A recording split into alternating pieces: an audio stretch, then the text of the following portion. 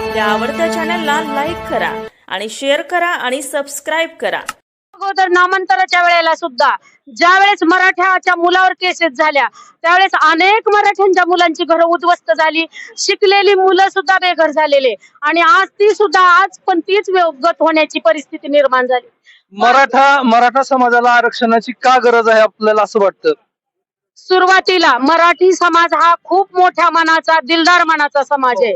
ज्या वेळेला घटना लिहिली त्यावेळेला आरक्षण म्हणले तुम्हाला पाहिजे का? आता काही लोक असं बोलतात, आम्ही टीव्हीवर ऐकतो, आम्हाला काही अभ्यास नाही, की त्यावेळेला मराठी लोक असे म्हणले की आम्हाला आरक्षण नको। म्हणले असतील त्यावेळेस 100 एकर जमीन होती, त्यावेळेस मराठी समाज श्रीमंत होता, देशमुखी पाटीलकी होती, शेतातलं पिकलेलं ते टोपल्यानं भरून इतर समाजाला देत होता, त्यावेळेला तो श्रीमंत होता, पण तो इमानदार होता म्हणून नको म्हणला। पण त्याच्यातून परत शेती विभागले गेली, एकाला 4-4 मुलं, 5-5 मुलं, त्याच्यातून पुन्हा त्यांचे कुटुंब विभागले। आज तो मराठी समाज 1 एकरवर आला, 1 एकरवर आला हे बरोबर आहे, पण शैक्षणिक असेल किंवा ह्याच्यामध्ये असेल, नोकरीमध्ये असेल, तर त्याच्यामध्ये किती नुकसान होतंय मराठा समाजाचं, याबद्दल आपण काय सांगाल? अहो, मी स्वतः कधी कधी शाळेत मुलांच्या गेलेले, खरंच इतकी एका मराठ्याच्या मुलांच्या शर्टला गुंडी नाही, खालीवरी गुंडी, आई शेतात लेकरं घेऊन, शेळी म्हैस घेऊन शेतात, आणि त्या लेकराचं फाटकं शर्ट। आणि मी कुठल्या जाती धर्माविषयी बोलत नाही, पण आरक्षण आहे म्हणून त्यांना 2-2 ड्रेस मिळत होते, आणि मराठीच्या लेकराला 1 ड्रेस मिळत नव्हता का, तर तो मराठ्याचा आहे म्हणून। इकडे 1 रुपया भत्ता मिळत होता आणि मराठ्याच्या लेकराला 1 रुपया भत्ता मिळत नव्हता। असं वाईट चित्र दिसायचं आणि त्या मुलावर बिंबायचं की यांना सगळं असताना 2 ड्रेस मिळतात आणि आपल्याला 1 ड्रेस मिळत नाही। अक्षरशः पोटात असं खवळून निघत होतं, आणि त्यांना गुणवत्ता इतकी मोठी असायची मराठ्याच्या लेकराची, पण मराठी म्हणून आरक्षण नाही म्हणून तो गुणवत्तेतून माघारी, आणि कमी टक्केवारीचा मुलगा पुढं तो नोकरीला, तिथंच मुलाचं खच्चीकरण व्हायचं, घरी येऊन मुळमुळ रडायचं, आई वडिलांनी कर्ज काढून पैसे भरायचे, आई वडिलांनी आधार द्यायचा, नको बाबा रडू, पुढच्या वेळेस लागशील, नको बाबा रडू। परत त्या मुलाला वाटायचं आई बापाला आपण खड्ड्यात घातले, पैसे त्यांनी कर्ज काढून भरलेत, तरी आपल्याला नोकरी नाही, मार्क असून तो मुलगा पुन्हा मानसिकतेमध्ये, असे कित्येक मुलं मी वेडे झालेले पाहिलेले। आणि परत सरकार म्हणतंय की शेतकऱ्याचा एक सर्वे करा, कुठं मानसिकता बिघडली त्याचा सर्वे करा, तसला सर्वे करू नका, मराठ्याला आरक्षण द्यायचा, आणि मराठ्यांना एक, मी काय म्हणते, कुणबी प्रमाणपत्र द्यायचा, हे सरकारनं विचार करावा। मराठी समाज मोठा आहे, दिलदार आहे मनाचा, पण अंत पाहू नये। आणि आज जरांगे पाटलांनी 40 दिवस अन्न घेतलं नाही, आता 4 दिवस, तो जरांगे पाटील आमच्या मुलासारखा आहे। आज तो त्यांचं जर बोलणं ऐकलं तर त्यांचे ओठ कोरडे पडलेत, बोलता येत नाही, गुडघे पायामध्ये घेऊन तो दुमतवून पडलेला मुलगा आहे। आज आम्हाला तळमळ वाटते की आज तो सुद्धा आमचा मुलगा आहे। सरकारनं विचार करावा, सरकारनं खरोखर विचार करावा। आज एक जर मंत्री कुठल्याही जातीचा असला तर तो जातीला ओढतोय, त्या जातीचा एखादा मंत्री असला लगेचच हे लागतात, काय स्पीकर लागतात मशिदीवर। एखादा मंत्री आला, आजच आपले छगन भुजबळ लगे ओबीसी मधून म्हणले की तटकन उठून जागे राहिले आणि समाजाविषयी बोलायले। असे आपले 56 मंत्री आहेत, 17चे 60 मंत्री आहेत, 147 आमदार आहेत मराठ्यांचे, तर ते एकही बोलत नाही, तर हे दुर्दैव वाटतं का आपल्याला? म्हणूनच मला म्हणायचंय की आज शेकडो आपले मराठीचे आमदार, खासदार, मंत्री, मुख्यमंत्री, उपमुख्यमंत्री, कोट्यानी कोटी आहेत आपले, आज त्यांनी भोगले, पण मराठीविषयी कुणी बोलायला तयार नाही। जर इथून पुढं मराठ्यांचं तुम्हाला मतदान घ्यायचं असेल तरच तुम्ही आरक्षण द्या, नाहीतर तुम्हाला आम्ही गावात सुद्धा प्रवेश घेऊ देणार नाहीत। आज तुम्हाला इतर समाजाचं गठ्ठा मतदान वाटतंय, पण आज आम्ही मराठी सुद्धा एक गठ्ठा मतदानाची ताकद उभी करणार आहेत, आणि सरकारला पाडल्याशिवाय राहणार नाहीत। म्हणून सरकारने आज आरक्षणाचा मुद्दा विचारात घेतलाच पाहिजे, नाही घेतला तर आम्ही गावात कुणाला मराठी समाजाच्या एकाही मंत्र्याला फिरू देणार नाही। अतिशय भावनिक झालेले आहेत ताई। खरं तर त्यांनी मराठा समाजाची म्हणजे ग्राउंड लेवलची परिस्थिती काय आहे ती त्यांनी सांगितलेली आहे। तुम्ही मराठा आरक्षणाला आज 5वा दिवस चालू आहे आपल्या धाराशिव मध्ये, आणि खरं तर ताई सुद्धा खूप भावनिक झालेले आहेत, आणि तुमची भावना काय आहे? तर तुम्ही जर विचाराल माझी भावना म्हणण्यापेक्षा तुम्ही जे आताच म्हणलात 147 आमदार मराठ्याचे आहेत. 147 सोडा, गावच्या ग्रामपंचायत पासून गल्ली ते दिल्ली पर्यंत प्रत्येक क्षेत्रात मराठ्याचा लोकप्रतिनिधी आहे. पण तो इतका लांडग्या पद्धतीने बसलेला आहे की तो मराठ्यांच्या जीवावर उठलेला आहे. आजही गावचे आमदार असो, खासदार असो, सरपंचापासून या गावच्या लोकप्रतिनिधींनी जर लक्षात घेतले की माझा मराठा समाज वर उचलायचा, तर मराठा समाजाच्या लोकांना आज ही वेळ येणार नाही. त्यांना लाजा वाटायला पाहिजे. आज मराठ्याच्या आया बहिणी कधी रोडवर दिसत नव्हत्या, पण मराठ्याच्या आया बहिणी आज रोडवर ठ्या मांडून बसलेल्या आहेत आणि ही निर्लज्ज सारखे लांडगे एसीची हवा खात बसलेले आहेत. मग यांना लोकप्रतिनिधी म्हणायचं कशाला, यांना आमदार खासदार म्हणायचं कशाला? जर या खुर्चीवर बसून मराठ्यासाठी झटत नसतील तर यांना खुर्ची द्यायची कशाला? यांना खुर्ची न दिलेली कधी पण चांगली की. अरे निर्लज्ज लोकांना लाजा वाटू द्या. मराठ्यांच्या आया बहिणींनी कधी डोक्यावरचा पदर खाली घेतला नाही आणि तुम्ही निर्लज्जासारखा आया बहिणी रोडवर बसलात आणि तुम्ही एसीची हवा खातात. तुम्हाला हे शोभलं पाहिजे. यांनी मराठा म्हणून घेण्याच्या लायकीचे सुद्धा नाहीत आणि मराठ्याच्या जनतेने एकच डोक्यात घ्यावं, आधी आरक्षण मग इलेक्शन. या उपोषणा संदर्भामध्ये आता यांची प्रतिक्रिया आपण जाणून घेऊयात. ताई, आपलं नाव सांगा आणि आपली काय प्रतिक्रिया आहे? माझं नाव आहे सुरवशी शिवकन्या. मी भोसले हायस्कूल येथे कार्यरत आहे. जरांगे सरांच्या उपोषणाला पाठिंबा देण्यासाठी आम्ही सर्व आदर्श परिवाराचे कर्मचारी इथे उपस्थित आहोत. या जरांगे सरांना पाठिंबा देण्यासाठी आम्ही सर्व बहुसंख्येने इथं महिला आणि आमचे कर्मचारी उपस्थित आहोत. तर आम्हाला एवढंच सांगायचं सर, झोपलेल्या झोपेचं सोंग घेतलेल्या या सरकारला खरं तर गुणवत्तेचं काय पडलेलंच नाहीये. आमचे बरेच विद्यार्थी गुणवत्ता असून देखील मराठा आहेत म्हणून मागे आहेत. तर या जरांगे सरांच्या उपोषणाला आमचा पूर्ण पाठिंबा आहे. जरांगे सरांच्या केसालाही धक्का लागणार नाही. आमचा हक्क आम्ही मागवत आहोत, भीक मागत नाही. आम्हाला जोपर्यंत आरक्षण मिळत नाही तोपर्यंत आम्ही उपोषण कायम चालू ठेवणार आहोत. आहे तर तुम्ही का आलात उपोषणाला? काय कारण आहे? आमच्यावर ही वेळ ही शासनाने आणलेली आहे. कारण आमच्या मुलांच्या भवितव्यासाठी आणि त्यांच्या अंगी जी गुणवत्ता आहे त्या गुणवत्तेचा व्यवस्थित त्यांना आयुष्यात पुढे उपयोग व्हावा यासाठी आम्हाला, जे आम्ही पडद्याच्या बाहेर कधी निघालेले नाहीत, पण आम्हाला बाहेर आणण्याची वेळ या शासनामुळे आणलेली आहे. का तर आमच्या मुलाच्या भवितव्यासाठी. एक उदाहरण म्हणून सांगते, आमची मुलं नीट जेईची तयारी करतात. नीट जेईची जर गुणवत्ता तुम्ही पाहिली, मेरिट जर बघितलं, तर मराठ्याच्या मुलांना 720 पैकी 750 जरी मार्क असले तरी कुठल्याही गव्हर्नमेंट कॉलेजला त्या लेकराला ऍडमिशन मिळत नाही. परंतु अदर आरक्षणामधनं जी मुलं आलेली असतात त्यांना 400, 350 जरी मार्क असले तरी चांगल्या गव्हर्नमेंट कॉलेजला ऍडमिशन मिळते. आमची मुलं 3-3, 4-4 वर्ष रिपीट करतात आणि रिपीट मध्ये सुद्धा ते सक्सेस नाही झाले की त्यांना पुन्हा डिप्रेशन येते. मग सर्वसामान्य हे आम्ही नोकरदारांची मुलं असताना आमचा हा हाल आहे. पण शेतकरी मुलगा ज्याच्याकडे गुणवत्ता आहे, अशा आई वडिलांकडे पैसे भरण्याची क्षमता नसते, मग त्या शेतकऱ्याच्या मायबापांनी माझं लेकरू डॉक्टर इंजिनियर व्हावंच नाही का? त्याची स्वप्न ते बाळगू शकणार नाही का? असं आमचं म्हणणं आहे. म्हणून गुणवत्ता हा जर निकष ठेवला तर कुणावरही कुठल्याही समाजावर अन्याय होणार नाही. आज एक आई म्हणून आम्ही बोलतोय, तसं सरकारला आमची अशी विनवणी आहे आणि शांततेच्या मार्गाने विनवणी आहे की जसं जरांगे पाटील सर बसलेत, सगळ्यांसाठी बसलेत, त्यांनाही आमचा पूर्ण समर्थन पाठिंबा आहे. तुम्ही शांततेच्या मार्गाने हा प्रश्न सोडवा, नाहीतर पुन्हा आक्रमकतेची भूमिका झाल्यानंतर हा सरकारला फार मोठा प्रश्न निर्माण होणार आहे. तर या ताईंचं असं म्हणणं आहे की मराठा समाजाचं आर्थिक, सामाजिक आणि मानसिक या सर्व दृष्टीनं त्यांचं खच्चीकरण होत आहे आणि त्यामुळे मराठ्यांना आरक्षण मिळणं अतिशय गरजेचं आहे, असं या ताईंनी म्हटलेलं आहे. आपण काय सांगाल? आज जे गुणवंत विद्यार्थी आहेत त्यांना कुठं ऍडमिशन मिळत नाही. चांगले मार्क्स मिळून सुद्धा चांगल्या कॉलेजला ऍडमिशन मिळत नाही.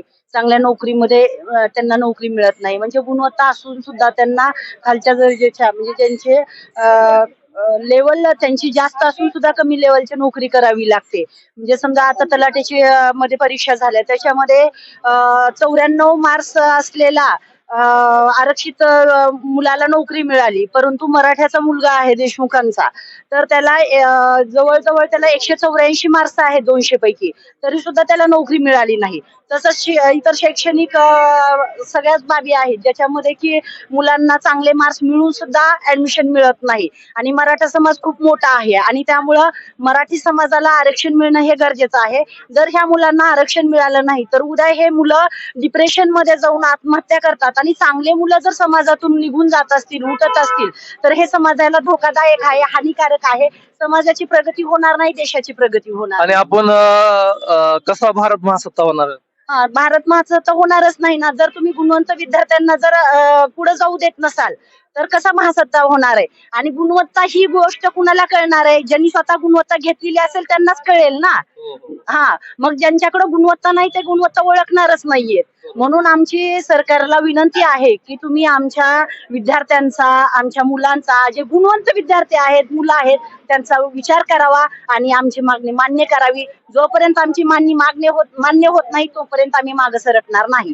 हे उपोषण अखंड राहणार आहे जोपर्यंत आम्हाला आरक्षण मिळणार नाही तोपर्यंत. आताच आपण महिला वर्गांशी चर्चा केलेली आहे. महिलांच्या भावना अतिशय तीव्र आहेत, त्याबरोबरच त्यातही अतिशय भावनिक झालेल्या आहेत. आणि मनोज जरांगे पाटलांच्या केसाला जरी धक्का लागला तर मराठा समाज काय असतो हे दाखवून दिलं जाईल, असं या सगळ्या माऊलींचं, मातांचं म्हणणं आहे. त्याच पद्धतीने आपण आता यांची प्रतिक्रिया जाणून घेऊयात. आपण काय सांगाल, गेले 4-5 दिवस झाला आपण उपोषणाला बसलेलो आहोत. श्री मनोज जरांगे पाटील हे नेतृत्व मराठा समाजामध्ये उदयाला आलेलं आहे आणि त्यांचा गेल्या 15 वर्षापासूनचा त्यांचा अभ्यास आहे. आणि स्वामी विवेकानंद म्हणते त्याप्रमाणे एक माणूस निस्वार्थी होऊन लोभ सोडून एखादं कार्य इतकं प्रचंड कार्य करू शकतो ह्याचा अनुभव आपल्याला या शतकात आलेला आहे. आणि त्यांनी जे मुद्दे मांडलेले आहेत त्या मुद्द्याप्रमाणे कायदेशीररित्या कुणबी आणि मराठा एकच मुद्दा आहे. त्यांनी सांगितलेला आहे किंवा वंशावळ हा शब्द काढून टाकायचा आणि सरसकट म्हणलं की ह्या सगळ्यांच्या बुडाखाली आग लागते. आणि विशेष काय होत आहे की ही जी बोलायलीत आता त्यांच्या मनातल्या भावना त्या आता बाहेर पडलेल्या आहेत. जी मराठा जाती बोलते त्यांनी स्वतः ओबीसी स्वतःची तरतूद करून ठेवलेली आहे. मग मला सांगा, तुम्हाला मी बोलू शकतो, बोलतो मी खुल्लेपणे, अजित दादा हे माझे म्हणजे आत्याचे मिस्टर व्हावे लागतात. मग ती ओबीसी आहेत तर मी का नाही? मी फंड पाटील आहे तेरचा. मग अजित दादा ही माझ्या आत्याची, त्यांची मंडळी माझी आत्या आहे. मग मी कुणबी मराठा का नाही? ते ओबीसी आहेत तर मी ओबीसी काय नाही? हा प्रश्न माझा इथं मला विचारायचा आहे. आणि समाजातील माता भगिनी ज्यांनी जे सोसलंय, जे भोगलंय, आताच आमच्या मातोश्रीनी बोलल्या की ते भान व्यक्त, आम्हाला एकच रात्रंदिवस झोप येत नाही की जरांगे पाटलांचा आम्हाला गड बी मिळवायचा आहे आणि सिंह बी गमावायचा नाही. ह्या वेळेस आम्हाला गड ही मिळवायचा आणि सिंहही गमावायचा नाही अशी आमची भावना आहे. आम्ही जेवून खाऊन सुद्धा आमचे हातपाय थरथर कापते. तर आज त्या माणसाचा 4था दिवस आहे. आज त्या सरकार जाणून बुजून दुर्लक्ष करते असं वाटतं. 100% 58 वर्ष शांततेने काढायची. आदरणीय फडणवीस साहेब म्हणते त्याप्रमाणे आम्ही चाललो, त्यांचं सगळं ऐकलं. कधीपर्यंत मराठा समाजाची भावनाशी खेळणार आहे सरकार? आता नाही, आता पूर्ण जागृती आलेली आहे. मी जवळजवळ मला अभिमान वाटतो 25-30 वर्षापासून मी काम करतोय. मला प्रचंड वेळ कमी आहे, प्रचंड अनुभव आहेत, पण इतका आनंद वाटतोय की सगळे जे एकत्र आलेत आणि प्रत्येकाच्या अंतःकरणातून चेहऱ्यावर इथं जे सगळे बसलेले आहेत त्यांच्या पूर्ण अंतःकरण होतं. नाही डुप्लिकेट नाही, राजकारण नाही, याच्याविषयी कोणाचा स्वार्थ नाही. हे सगळं सोडून त्यांना काही कमी नाही अशी माणसं सुद्धा आज इथं बसलेले आहेत, आमच्या सोबत आहेत. त्याचा मला प्रचंड अभिमान आहे. तुम्ही उपोषण करा किंवा करू नका, सोबत असा. इथं काय तरुण बसलेले आहेत उपोषणाला. आपण तरुणांशी चर्चा करणार आहोत. आपण काय सांगाल, आपलं नाव सांगा आणि या उपोषणाविषयी काय सांगाल तुम्ही? माझं नाव अभिराम पाटील. आम्ही आरक्षण घेतल्याशिवाय शांत बसणार नाही एवढंच सांगतो. एक मराठा, एक मराठा. गेले 4-5 दिवस झालं आपल्या धाराशिव मध्ये उपोषण चालू आहे आणि त्या संदर्भात आपण काय सांगाल? आपलं नाव काय आहे? माझं नाव कमलाकर पाटील. आज 4था दिवस जरांगे पाटलांचा उपोषणाचा आहे. 5वा दिवस आमचे मित्रवर्ग या ठिकाणी उपोषणाला बसलेले आहेत. महाराष्ट्रातील जवळजवळ घराघरातला स्त्री पुरुष या ठिकाणी उपोषणाला, आंदोलनात सहभागी आहे. देशाला स्वातंत्र्य मिळाल्यापासून आज ताग आहेत. एवढ्या मोठ्या प्रमाणातलं आंदोलन देशानं बघितलेलं नाही. सरकार आजही निद्रिस्त अवस्थेत आहे. मी स्वतः लिंगायत समाजाचा असताना मराठा समाजाच्या या आरक्षणाच्या उपोषणासाठी, आंदोलनासाठी अतिशय जातीनं पाठिंबा देतोय. पण एक लक्षात ठेवा, जरांगे एक मिनिट मी सांगतो. इथं एक खरं तर अभिमानास्पद गोष्ट आहे. खरं तर समाजाच्या आणि या वरिष्ठ नेते मंडळीच्या डोळ्यामध्ये अंजन घालणार प्रश्न आहे की हे लिंगायत समाजाचे आहेत आणि यांनी मराठा समाजाला पाठिंबा देण्यासाठी हे सुद्धा गेले 4 ते 5 दिवस झालं उपोषणाला बसलेले आहेत. म्हणजे तुमचं असं म्हणणं आहे की ग्राउंड लेवलला समाजामध्ये कुठेही भांडण नाही, प्रत्येकाला वाटतंय की मराठ्याला आरक्षण हे मिळालंच पाहिजे. तेढ सरकारच्या मनात असावी, लोकांच्या मनात नाही, समाजाच्या मनात नाही. जो गरीब मराठा आहे त्याला कायद्यानं हे आरक्षण मिळावंच ही भूमिका जवळजवळ सगळ्यांचीच आहे. पण एक लक्षात ठेवा, 5वा दिवस जरांगे पाटलांचा आहे. जीवाला काय बरं वाईट होऊ नये एक ठिणगी जंगल जाते, एक छिद्र जहाजाला बुडवतं. त्यामुळे सरकारनं लवकरात लवकर गरीब मराठा समाज बांधवांना आरक्षण द्यावं ही मी कळकळीची विनंती या ठिकाणी आपल्या माध्यमातून करू इच्छितो. थँक्यू. जगताप सर आहेत. सर काय सांगाल तुम्ही? अतिशय आमच्या सगळ्यात तीव्र भावना आहेत. 1984 पासूनचा हा लढा आहे मराठ्यांचा आणि संत तुकाराम महाराजांनी म्हणलेलं आहे की हे सगळे शेतकरी म्हणजे कुणबी आहेत आणि हे कुणबी मराठा आहेत. मान्य जे संत तुकाराम महाराजांनी सांगितलेलं आहे कुणबी मराठा आहेत म्हणून, मग तुम्ही त्याची मान्यता सरकार आम्हाला का देत नाहीये? ज्याच्या जीवावरती, ज्या मराठ्याच्या जीवावरती आतापर्यंत ज्या मराठा समाजाचे नेतृत्व करणारे जे आमदार खासदार आहेत ते सर्व राजकीय पक्षाचे आहेत, त्यांनी आमच्या जीवावरती सत्ता भोगल्या. आज अनेक त्यांनी गाद्या हिसकावून घेतल्या, परंतु जो आज गावागावामध्ये देशमुख पाटील जो मराठा होता तो देशमुख पाटील आज मराठा राहिलेला नाही. आज त्यांच्या भावाभावामधल्या वाटण्या झाल्या आणि याच्यामधून हे सगळे मराठे आज अल्पभूधारक मराठे झालेले आहेत आणि त्यांच्या लेकरा बाळांना आज कुठेही नोकऱ्या लागत नाहीत. याची तफावत जर आपण पाहिली, आपल्याला माहिती असेल, जर एखाद्या कास्ट मधला जे आज 52% आरक्षणाची जी गेलेली आहे त्या 52% आरक्षणामध्ये जे काही आमचे बांधव आज नोकरी लागतात, आम्हाला त्यांचा विरोध त्यांना करायचा नाहीये, परंतु आज आमचा मराठा बांधव शिकलेला असताना सुद्धा एक मी तफावत सांगतो, मला माझ्या मराठा समाजाच्या एका तरुणाला 200 गुण मिळाले आणि एका कास्टच्या असणाऱ्या 140 गुण मिळाले. 140 गुण असणारा देखील त्या ठिकाणी नोकरी लागतो आणि 200 गुण घेऊन सुद्धा माझा मराठा बांधवाचा एखादा तरुण नोकरी लागत नाही, एखादी मला इथे एक प्रश्न विचारावा वाटतो तुम्हाला. 140 गुण पडणारा प्रशासन योग्य चालवेल का 200 गुण पडणारा प्रशासन योग्य चालवेल? ते नक्कीच ना, आपल्याला माहिती आहे 200 गुण ज्यांना आहे तो कदाचित 100% हुशारच असणार आहे आणि 140 गुण असणारा विद्यार्थी त्याच्यापेक्षा लो क्वालिटीचा असेल आणि 140 गुण असणारा त्या ठिकाणी आज प्रशासनामध्ये काम करतो किंवा नोकरी लागतो. वेगवेगळ्या पद्धतीच्या जे शासकीय नोकऱ्या असतील किंवा एखाद्या शैक्षणिक संकुलामध्ये त्याला भाग घ्यायचा असेल, शिक्षण घ्यायचं असेल, तर त्याला शिक्षणापासून आज तो माझा मराठा समाजाचा बांधव किंवा तरुणी त्या ठिकाणापासून वंचित राहते आहे. आणि म्हणून माझी मायबाप सरकारला विनंती आहे, आम्ही कुणाला दोष देत नाहीये, सरकारे अनेक आली, कोणीही आम्हाला आरक्षण देऊ शकलं नाही, परंतु आज मराठा समाजाचं प्रतिनिधित्व करणारे एकनाथ शिंदे साहेब मराठा समाजाचे या राज्याचे मुख्यमंत्री आहेत. त्यांना माझी विनंती आहे की आज रात्रीच आम्ही देवेंद्र फडणवीस साहेबांची मुलाखत ऐकली, त्यांनी अनेक बाबीवरती त्यांच्या टिप्पण्या केलेल्या आहेत, परंतु टिप्पण्या करून किंवा काहीतरी लोकांना दिशाभूल करून आपण वेठीस धरू नका. हा मराठा समाज, तुम्ही म्हणताय की पाठीमागं तुम्ही आरक्षण दिला होता मराठा समाजाला, पण ते का टिकू शकलं नाही, का चांगल्या प्रकारे त्या पुरावे आपण दाखल करू शकले नाही? आणि म्हणून सरसगट मराठ्यांना कुणबी मराठा म्हणून ज्याची जी ओळख आहे, कारण कुणबी म्हणजे शेतकरी असणाऱ्या या मराठा समाजाच्या मुलांना आरक्षण मिळावं आणि या सर्व मराठा स्तरातील माझ्या बांधवांना आरक्षण मिळावं यासाठी आपण सर्वतोपरी प्रयत्न करून या मराठा समाजाला आरक्षण द्यावं. काल परवा जरांगे पाटलांनी सांगितलं, अमित शाह साहेबांना, देशाचे गृहमंत्री अमित शाह साहेब आहेत, त्यांना त्यांनी विनंती केली, तुम्हाला आरक्षण तुम्ही द्या, तुम्हाला आम्ही डोक्यावर घेऊन नाचू. कारण मराठा समाज एखाद्याला शब्द दिला तर कधीही मागे फिरवत नाही आणि असा हा माझा मराठा समाज आज उपोषणाला बसलाय. गावागावामध्ये साखळी उपोषण चालू आहेत, अनेक कॅन्डल मार्च चालू आहेत. आजही आमच्या या धाराशिव शहरामध्ये 10 ते 20 हजार या मराठा समाज कॅन्डल मार्च मध्ये सहभागी होणार आहे. तरी सर्व समाज, आता तुम्ही पाहिलं नसेल सर, याच्या अगोदर मुस्लिम बांधव सुद्धा आम्हाला पाठिंबा देण्यासाठी आले होते, वेगवेगळ्या जाती धर्माचे लोक या ठिकाणी पाठिंबा देण्यासाठी आले होते. म्हणून माझी सरकारला विनंती आहे, कुठलाही समाज मराठा समाजाला आरक्षण देण्यासाठी विरोध करत नाही.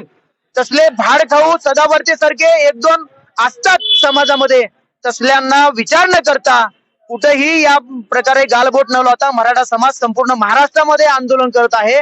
म्हणून या मराठा समाजाच्या पाठीमागे शासनाने, मायबाप शासनाने खंबीरपणे उभे राहावं आणि या मराठा समाजाला आरक्षण द्यावं, एवढीच माझी विनंती आहे. तर आपण आलो होतो धाराशिव मध्ये आणि धाराशिव मधल्या महिला असतील किंवा बांधव असतील, त्यांच्या भावना अतिशय तीव्र आहेत. मराठा समाजाला का आरक्षण मिळालं पाहिजे आणि मराठा समाजाला आरक्षणाची किती गरज आहे या संदर्भात त्यांनी सांगितलेलं आहे. त्याचबरोबर त्यांनी असा देखील इशारा दिलेला आहे की लवकरात लवकर जर याच्यावरती निर्णय घेतला नाही तर आंदोलन आणखी तीव्र करण्यात येईल.